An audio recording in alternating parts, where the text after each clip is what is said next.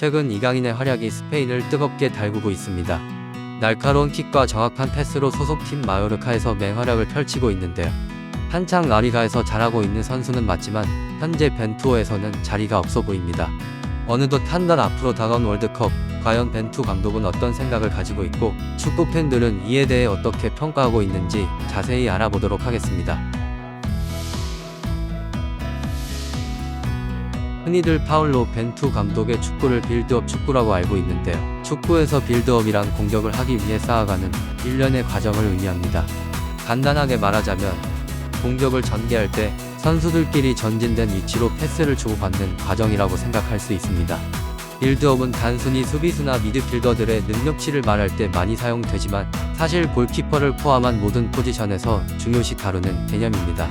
상대적으로 전력이 약한 팀은 천천히 빌드업을 진행하기보다는 빠른 역습을 통한 공격 전개를 하는 경우가 많습니다.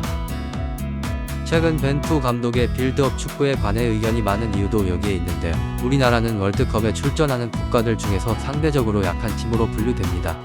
브라질, 독일, 스페인, 프랑스 등 전 세계적으로 유명한 리그에서 손꼽히는 선수들이 즐비한 월드컵이라는 무대에서 벤투 감독은 강팀을 상대로 빌드업 축구를 지속할 것으로 예상됩니다. 이에 전술적으로 통할지 의문을 갖는 사람들이 많이 있는 것입니다.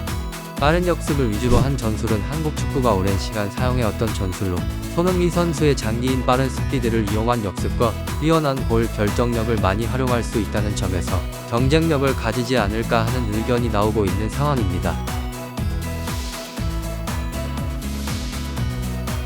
벤투는 포르투갈 감독 시절부터 적은 선수단을 운영하는 것으로 유명했습니다.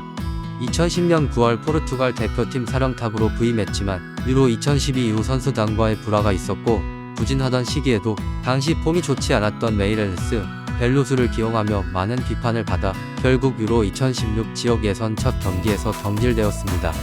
경질 당시 현지 팬들의 반응을 살펴보면 마침내 좋은 소식이네. 내 생각에는 너무 오래 걸린 것 같은데 벤투는 월드컵 이후에 바로 경질되었어야 했어. 파울로가 국가대표팀 감독을 계속하는 것에 대한 두려움은 이제 축구연맹의 무능한 바보들이 다음에 꼽을 바보에 대한 두려움으로 대체되었다. 멍청한 축구연맹. 포르투갈 사람들이 이렇게나 행복해하는 이유를 좀 알려줄 사람. 왜냐면 파울로 벤투 감독이 지난 2년 동안 포르투갈 팀을 망쳐놓았기 때문이야. 감독의 전술도 소집과 선수 선발 다 너무 실망스러웠거든. 그는 전술적으로 선발되어서는 안 될 선수들을 선발해왔고 팀에 합류해야 하는 유능한 젊은 선수들을 배제하였다. 지난 몇 년간 엉망이었다. 유로 2012 이후 2014 월드컵까지 벤투 감독은 같은 선수단을 계속 사용하겠다고 주장했는데 이때 많은 선수들의 폼이 많이 떨어졌다. 그는 나이든 선수들 중 일부를 젊은 선수들로 대체해야 했지만 그렇게 하지 않았다. 벤투는 월드컵이 실패한 후에도 항상 지적받아온 부분에 대해 바꿀 생각이 전혀 없었다. 하느님 감사합니다. 그는 너무 별로였어요. 만세, 마침내, 감사합니다. 벤투 감독은 포르투갈이라는 꽤나 넓은 선수풀을 가지고도 굉장히 작은 선수단을 운영했었고 결국 많은 비판을 받으며 대표팀을 떠났습니다. 포르투갈에 비해 상대적으로 더 작은 선수풀을 보유한 우리나라 사정상 더 좁은 선수 운영을 보이고 있는 것인데요. 결국 본인이 4년 동안 다져놓은 베스트 11으로 나가겠다는 생각인 것 같습니다.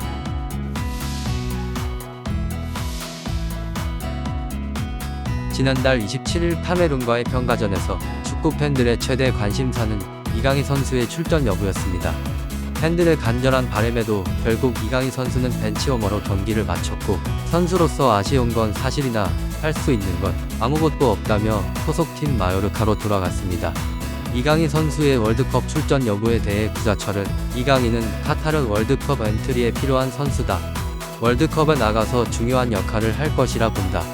벤투 감독 성향을 생각하면 선발 출전은 어렵겠지만 메이저 대회에서는 부상이나 좌절하는 선수가 나올 수 있다. 강인이가 들어오면 100% 좋은 활약을 해줄 것이다.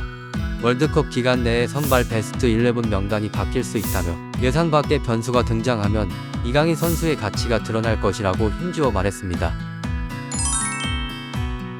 파울루 벤투 감독은 지난 4년간 대표팀을 이끌어오며 자신의 축구 철학에 대한 기준이 확고하고 한번 결심하면 쉽게 변화를 주지 않는 스타일임을 보여주었습니다.